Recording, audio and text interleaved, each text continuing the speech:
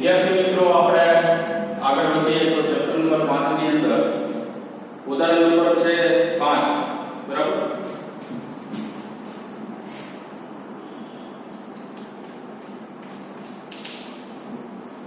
ઉદાહરણ નંબર 5 ની અંદર શું છે એક આકૃતિ આપેલી છે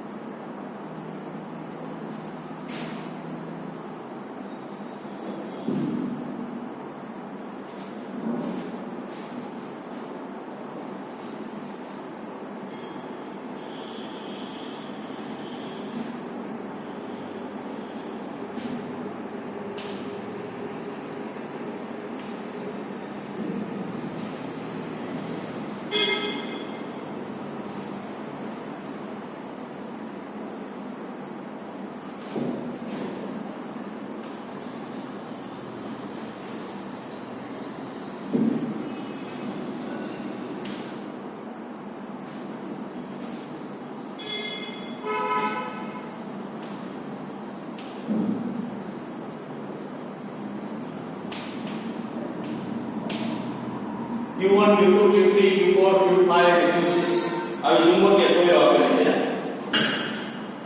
આ કેન્દ્ર છે P બિંદુ પાસે ઓકે હવે જોઈએ શું આપેલું છે આકૃતિ 5.5 માં O બિંદુએ મૂકેલી એક નાની ચુંબકીય સોય P દર્શાવેલી છે O બિંદુએ P એક ચુંબકીય સોય મૂકેલી છે બરાબર P બિંદુ પાસે શું મૂકી ચુંબકીય સોય ઉપર આપણે ઉપર તરફ દિશા છે તો તમને ખબર છે કે ઉપર તરફ દિશા હોય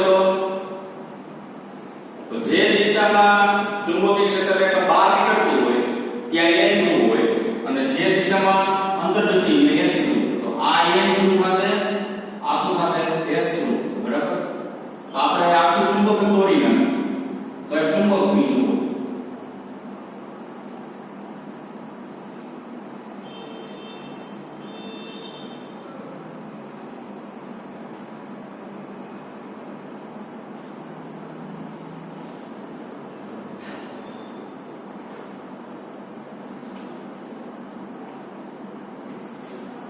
ટૂંકમાં s પાસે આ શું થશે n પાસે બરાબર શું કીધું જો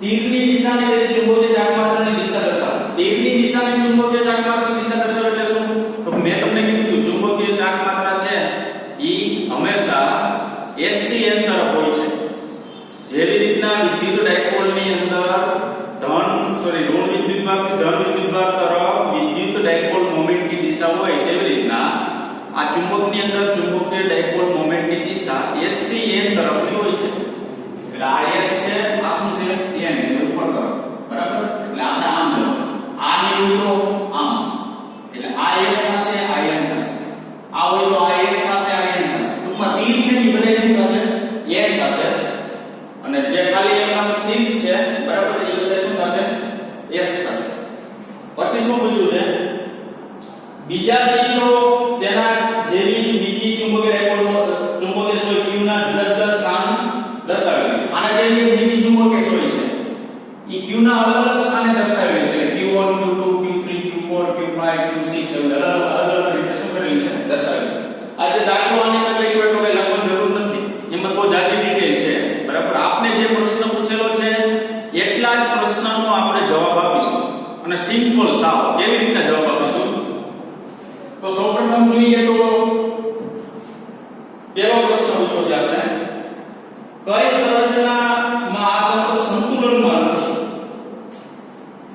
આ તંત્રને આપણે કઈ રીતે તંત્ર ગણવાનું તો એક p સોય ગણવાની બાકી બધી q સોય ગણવાની એક p સોય બાકી બધી q માં આપણી પાસે 6 પ્રકાર છે બરાબર તો કયું સંતુલનમાં નથી એવું આપણે પૂછ્યું છે બરાબર આપણે જોઈએ કઈ સંરચના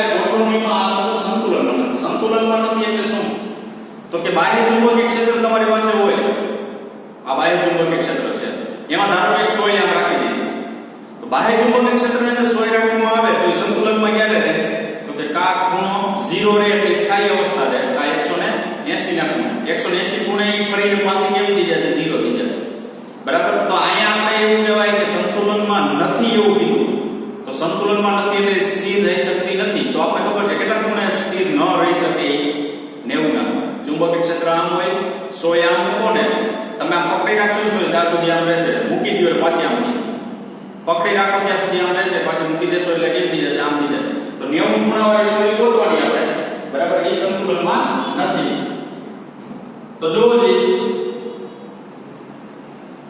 હું એક વસ્તુ જોઉં છું ખાસ નોંધ લેજો બરાબર સૌથી અગત્યની વસ્તુ છે આથી ચુંબકીય ક્ષેત્ર રેખા બહાર નીકળે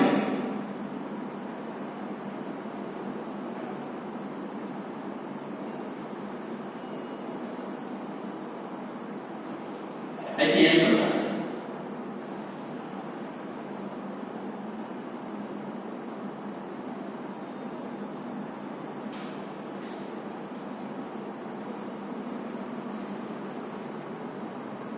આયામની બહાર નીકળશે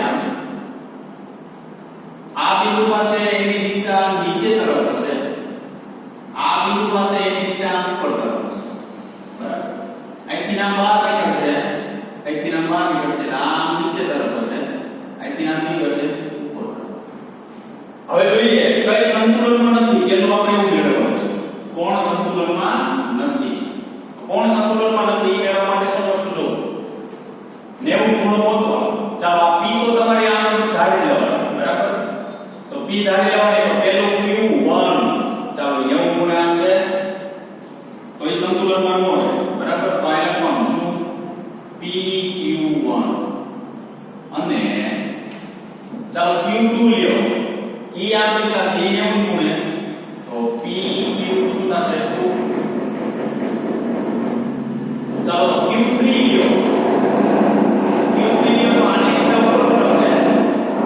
દિશા નીચે તરફ છે જો તો અસ્થાયી સ્થિતિ થાય તો એમાં સંતુલનમાં રહી શકે ટૂંકમાં ખૂણો 0 કે 180 હોય ને તો સંતુલનમાં રહે અથવા અસંતુલનમાં અસ્થાયી અથવા સ્થાયીમાં રહી શકે બરાબર સંતુલનમાં ન રહે એવો હોય 90 માં તો જો જે આને પ્રતિ સમાંતર કહેવાય એક ઉપર એક નીચે આ એને પ્રતિ સમાંતર કહેવાય આ એને સમાંતર કહેવાય બે એક દિશામાં આ બે એક દિશામાં છે જો કારણ કે આની ચુંબકીય ક્ષેત્ર રેખા આમથી આમ આવે અહીંયા નીચેનો q6 છે ને એની દિશામાં જોઈ લેજો આ તીર છે ઈ અને આ તીર બે કેવા છે એક જ દિશામાં છે ત્યારે એવો બરાબર તો આમથી આમ કરીને આવીને આ બે એક દિશામાં ટૂંકમાં બે 90 ખૂણાવાળા બે છે કોણ pq1 અને pq2 તો પહેલો જવાબ જે પૂછ્યો છે કઈ સંરચનામાં તંત્ર સંતુલનમાં નથી કઈ ગોઠવણીમાં તો કે તમારા p છે ને બધા ગમે રીતે લખી દો pq1 અને pq2 સંતુલનમાં નથી ચાલો બીજું છે કઈ સંરચના એટલે ગોઠવણીમાં આ એટલે સ્થાયી પેલું બીજું સ્થાયી અને બીજું અસ્થાયી સંતુલનમાં હશે તો સ્થાયી અને અસ્થાયી સંતુલનમાં હશે કોણ ચાલો સ્થાયી બીજું તો પહેલા આપણે સ્થાયી લઈએ તો સ્થાયી સંતુલન માટે ખૂણો કેટલાનો હોવો જોઈએ 0 નો હોવો જોઈએ ચાલો pq1 90 ખૂણો ચાલો pq2 ઈ જશે તો હું અહીંયા લખું પેલા સ્થાયી અને અહીંયા લખું અસ્થાયી તો સ્થાયી માટે હું અહીંયા લખું જાય અસ્થાયી સ્થાયી પણ અહીંયા લખીશ અસ્થાયી પણ અહીંયા લખીશ બરાબર ચાલો સૌપ્રથમ આવ્યું q3 તો q3 જુઓ તો અહીંયા મોમેન્ટની દિશા અહીંયા મોમેન્ટની દિશા કેવી છે તો અહીંયા ઉપર તરફ છે અહીંયા છે નીચે તરફ તો જેનો 180 ખૂણો હોય જેનો 180 નો ખૂણો હોય એ કેવી અવસ્થા કહેવાય અસ્થાયી અવસ્થા કહેવાય તો આ મોમેન્ટ ઉપર તરફ અહીંયા મોમેન્ટ કેવી છે નીચે તરફ સોરી એક વસ્તુ ખાસ નોંધ લેજો આ મોમેન્ટ નહીં જોતા અહીંથી ચુંબકીય ક્ષેત્ર જોવા મળે આ તીર અને આ તીર બેય એક દિશામાં છે નીચે તરફ બે તો આ બે તીર એક દિશામાં છે બે વચ્ચે ખૂણો 0 થશે ખૂણો 0 થાય એટલે કેવી સ્થિતિ કહેવાય સ્થાયી સ્થિતિ એટલે pq3 આ ભૂલ ન થવી જોઈએ pq3 જે છે એ સ્થાયી અવસ્થા છે ચાલો 4 લ્યો તો 4 માં જો અહીં ચુંબકીય ક્ષેત્ર રેખાની બહાર નીકળે છે ઉપરથી નીચે આવે છે તો P Q4 બરાબર ઈ કેવી અવસ્થા થશે અસ્થાયી 5 લ્યો તો 5 માં જો અહીં ચુંબકીય ક્ષેત્ર રેખા નીચે તરફ છે આ નહીં જોતા નહીં તો ખોટો જવાબ આવશે એની ક્ષેત્ર રેખા જોવાની તો ક્ષેત્ર રેખા અહીંના કેવી છે નીચે તરફ Q5 પાસે કેવી છે ઉપર તરફ બે વચ્ચે કેટલા ખૂણો 180 એટલે અસ્થાયી એટલે P Q શું લખાય 5 6 માં ગયા તો જો જાય ઉપર તરફ છે બે જો અહીંથી ચુંબકીય ક્ષેત્ર ઉપર તરફ અહીંથી ચુંબકીય ક્ષેત્ર ઉપર તરફ અહીંથી ને કેવું ઉપર તરફ તો અહીંયા P ખૂણો 0 એટલે સ્થાયી P Q 6 આ ગોખવાનું નથી ખાસ ધ્યાન રાખજો કારણ કે 100 આગળ વધી નાખશું તો જવાબ પડી જશે સ્થાયી એટલે યાદ રાખવાનું શું 100 ને સોરી 90 0 ખૂણો અને અસ્થાયી એટલે 180 નો ખૂણો તો અહીંયા શું કરવાનું આપણે તો કે અહીંયા એની ક્ષેત્ર રેખા જોવાની ક્ષેત્ર રેખા જો અહીંથી ક્ષેત્ર રેખા આમ આવશે આમ ક્ષેત્ર રેખા આવી તો બે દિશા જો એક દિશામાં તો એ સ્થાયી કહેવાય એટલે PQ3 સ્થાયી 4 લ્યો તો અહીંયા બહાર નીકળે છે અહીંયા નીચે આવે છે અસ્થાયી PQ4 અસ્થાયી અહીંયા બે વિરુદ્ધ દિશામાં છે અસ્થાયી અહીંયા બે એક દિશામાં છે સ્થાયી ટૂંકમાં વચ્ચેનું જે P ચુંબક છે ને સોરી એની ચુંબકીય ક્ષેત્ર રેખા જોવાની ઓલા બધાની તીરની નિશાની જો વિરુદ્ધ દિશા હોય તો અસ્થાયી કહેવાનું એક દિશા હોય તો સ્થાયી કહેવાનું ચાલો ત્રીજું દર્શાવેલ બધી ગોઠવણીમાંથી લઘુત્તમ સ્થિતિ ઊર્જાને અનુરૂપ કઈ ગોઠવણી છે ચાલો લઘુત્તમ સ્થિતિ ઊર્જા એટલે શું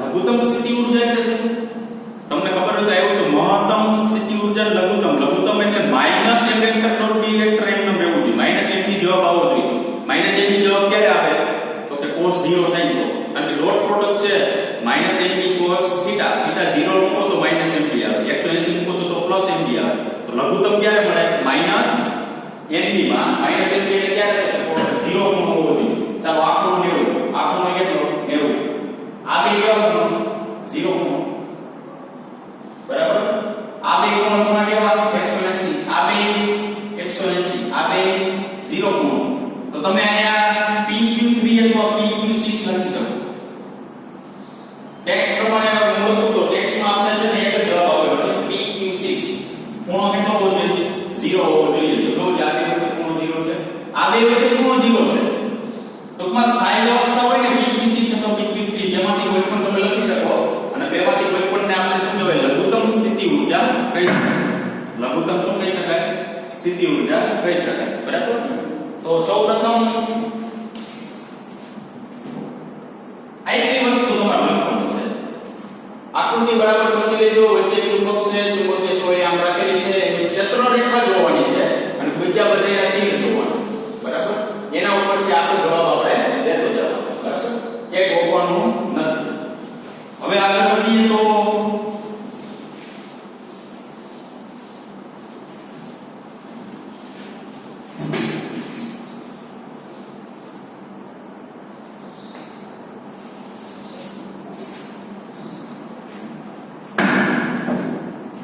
સ્વાધીનનો ત્રીજો દાખલો છે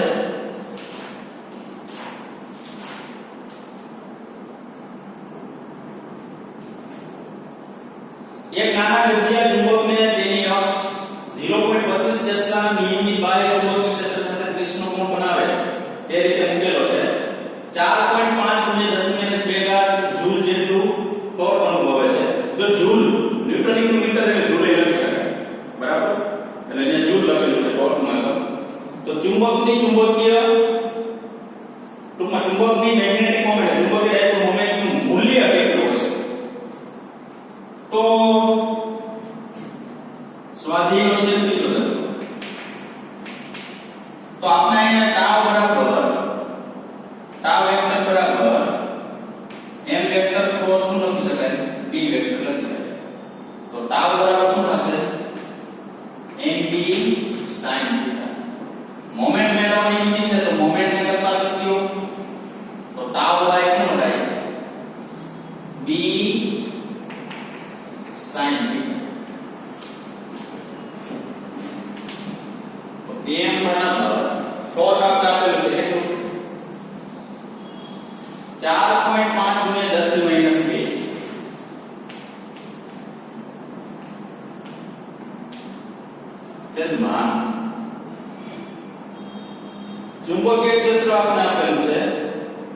0.25 ટેસ્લા ગુણ્યા sin 30 નો ખૂણો આપેલો છે 30 છે હા બરાબર તો 4.5 ગુણ્યા 10 ની -13 છેદમાં 0.25 ગુણ્યા 1/2 sin 30 એટલે 1/2 શું લખી શકાય 2 લખી શકાય આનું જો સાદું રૂપ આપવામાં આવે ને તો આપણે મળશે 0.36 ampere metre square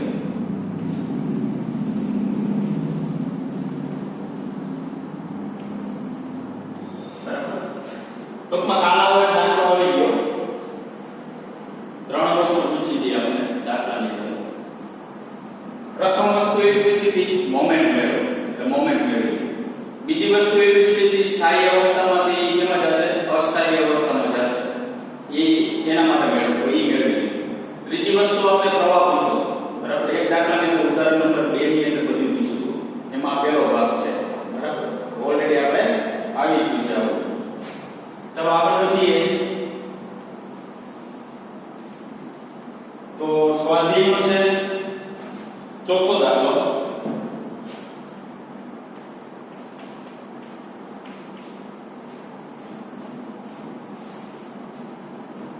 magnetic moment m બરાબર 0.32 જૂલ ટેસ્લા એક બરાબર નાના વિદ્યુત ચુંબકને 0.15 ટેસ્લા નિયમિત ચુંબકીય ક્ષેત્ર મૂકેલો છે મેગ્નેટિક મોમેન્ટ આપી દીધી m ની વેલ્યુ અને એને એક 0.15 ટેસ્લાના સમાન ચુંબકીય બાહ્ય ચુંબકીય ક્ષેત્રની અંદર મૂકી દીધો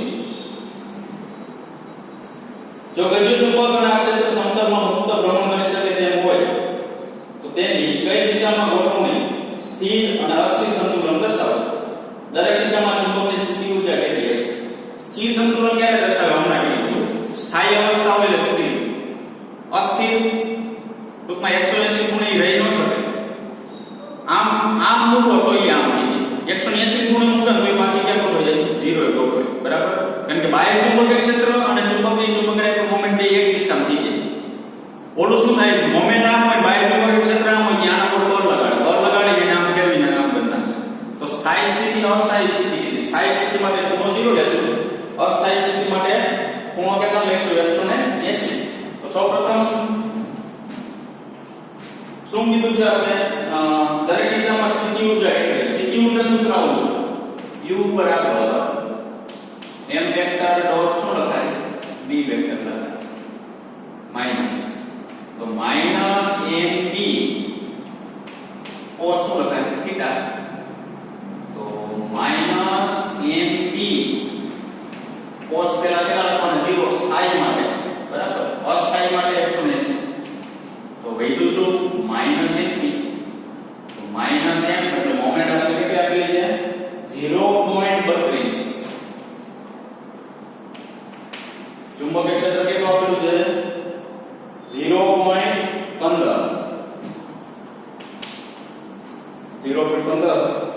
બરાબર અને જવાબ આવશે માઈનસ 0.048 જૂલ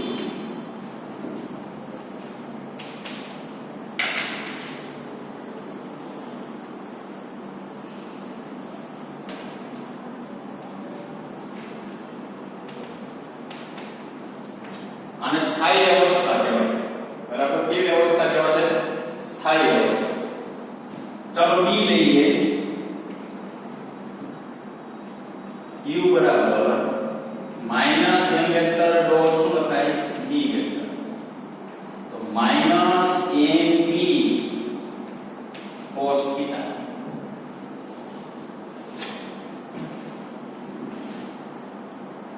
u બરાબર માઈનસ mb cos 180 તો માઈનસ mb માઈનસ 1 તો પ્લસ mb મળશે આપણે m એટલે તો 0.32 છે અને b એટલે 0. કેટલા છે તો આનો જવાબ આપણે મળશે 0.048 જ મળશે પણ કેવા મળશે પ્લસ મળશે બરાબર તો અહીં કૌંસમાં લખાય અસ્થાયી. સ્થાયી માટે અને અસ્થાયી માટે બેઠેલી આપણે આગળ જ વાત કરી કે સ્થાયી પરિસ્થિતિ હોય બરાબર તો આપણે 0 ખૂણો લેવાનો. અસ્થાયી પરિસ્થિતિ હોય તો કેટલા ખૂણો લેશું? 180 નો ખૂણો લેવામાં આવે છે. ચાલો એવો બરાબર. ચાલો આગળ જોઈએ તો સ્વાધ્યાયનો છે 5મો દાખલો.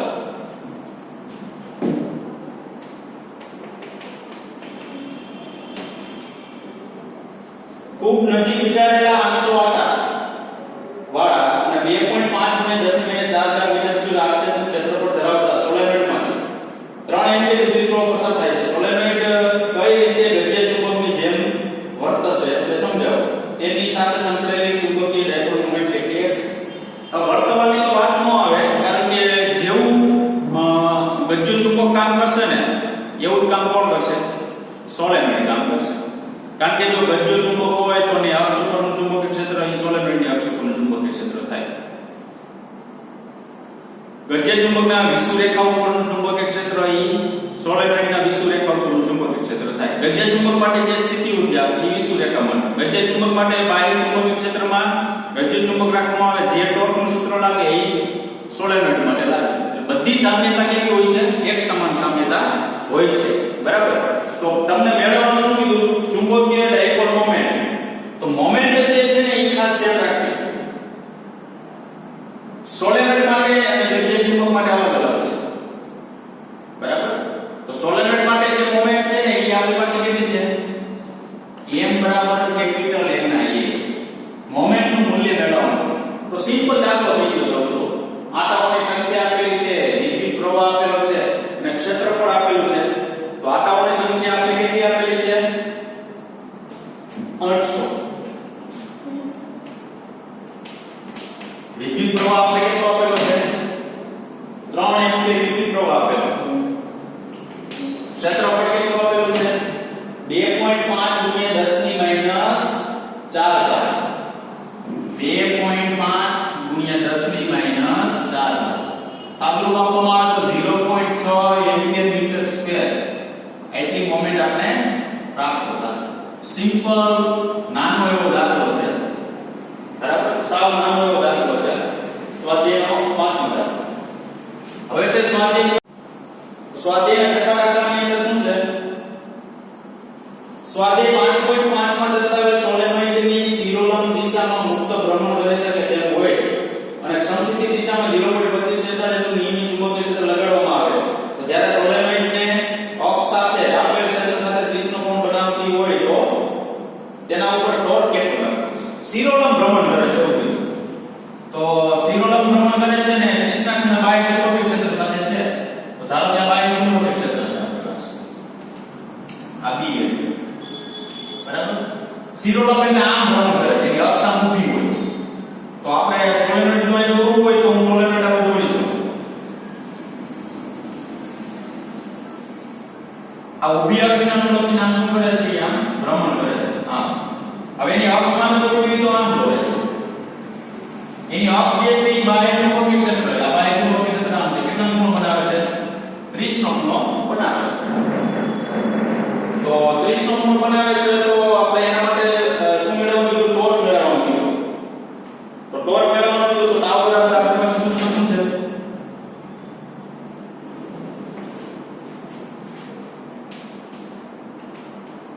m વેક્ટર ક્રોસ શું લખાય? d. તો NB sin θ. તો NB sin 30 નો ખૂણો છે ને? બરાબર. 30 નો મોમેન્ટ આપેલી છે 0.6. ચુંબકીય ક્ષેત્ર આપેલું છે આપણે 0.25 ગુણ્યા 1/2. 0.6 અને 0. મોમેન્ટ છે ને આ લેવાનું છે.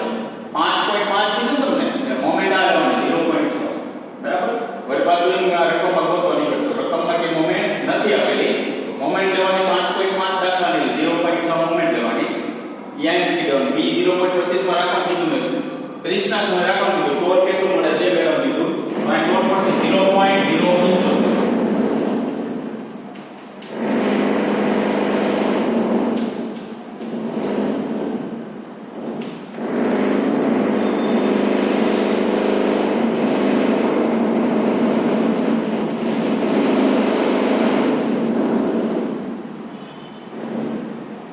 સ્વાધ્યાયનો છે આઠમો દાખલો.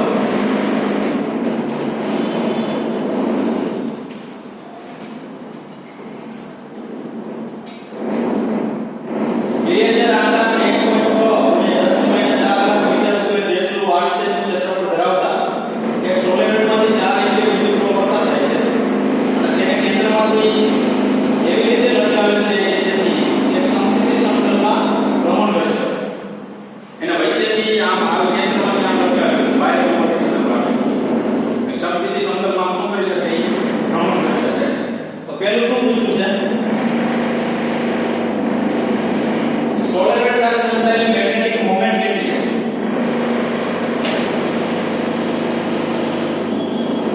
Small m equal to capital N I A. આ સોલેનોઇડ સાથે સંકળાયેલી શું કહેવાય? મેગ્નેટિક મોમેન્ટ કહેવાય. આટા આપણને 2000 આપે છે. વિદ્યુત પ્રવાહ આપેલો છે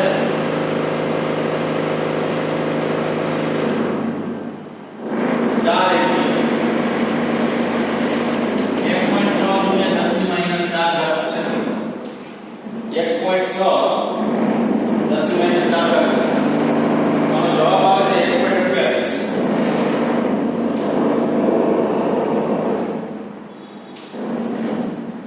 આપણે શું મેળવીએ? મોમેન્ટ. બીજું શું કીધું? જો સોલેનોઇડની અક્ષ સાથે 30 નો કોણ બનાવતી દિશામાં 4.5 ગુણ્યા 10 ની માઈનસ 2 ઘાત છે તો નિયમિત સમસ્થિતિ ચુંબકીય ક્ષેત્ર ઉત્પન્ન કરવામાં આવે તો સોલેનોઇડ પર લાગતું બળ અને ટોર્કનું મૂલ્ય કેટલું છે? હવે જો એક વસ્તુ છે, ચુંબકીય ક્ષેત્ર સમાન ચુંબકીય ક્ષેત્ર ધારો કે આ ચુંબકીય ક્ષેત્ર આ સમાન ચુંબકીય ક્ષેત્ર સમસ્થિતિ દિશામાં છે. આ સોલેનોઇડ કે ચુંબકીય સોલેનોઇડ તો આ બળ આમાં છે, આ બળ આમાં છે. તો આપણે એવું કહીએ પરિણામી બળ શૂન્ય થાય. આ લખવાનું પરિણામી બળ શૂન્ય. શું કામ? તો કે બળ સમાન મૂલ્યના પરસ્પર વિરુદ્ધ દિશામાં લાગે. એક આમ લાગે એક આમ લાગે. પરિણામી બળ 0. પરંતુ યાદ રાખજો પરિણામી બળ શૂન્ય છે પરંતુ ટોર્ક શૂન્ય નથી. પરિણામી બળ શૂન્ય છે પરંતુ ટોર્ક શૂન્ય નથી. બરાબર? તો 30 ના ખૂણે લાગતું ટોર્ક મેળવવાનું કીધું. તો ટોર્ક બરાબર mb sin theta. mb sin 30. Moment આઈ મળી 1.28. ચુંબકીય ક્ષેત્ર કેટલું છે? 7.5 10 ની માઈનસ 2.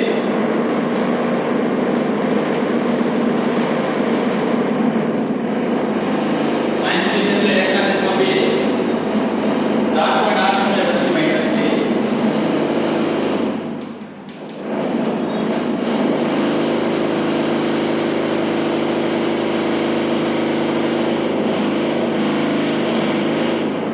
ટૂંકમાં સોલેનોઇડ હોય કે ચુંબકીય ક્ષેત્ર હોય અને જ્યારે બાહ્ય ચુંબકીય ક્ષેત્રમાં મૂકવામાં આવે ને ત્યારે એનું પરિણામી બળ શૂન્ય થાય. પરિણામી બળ શૂન્ય થાય કારણ કે બળ સમાન મૂલ્યના પરસ્પર વિરુદ્ધ દિશામાં હોવાથી. બરાબર? એના ઉપરનું જે ટોર્ક છે એ શૂન્ય થતું નથી. આ એક વસ્તુ ખાસ નોંધ લેજો. ટોર્ક શૂન્ય થતું નથી. પરિણામી બળ શૂન્ય થાય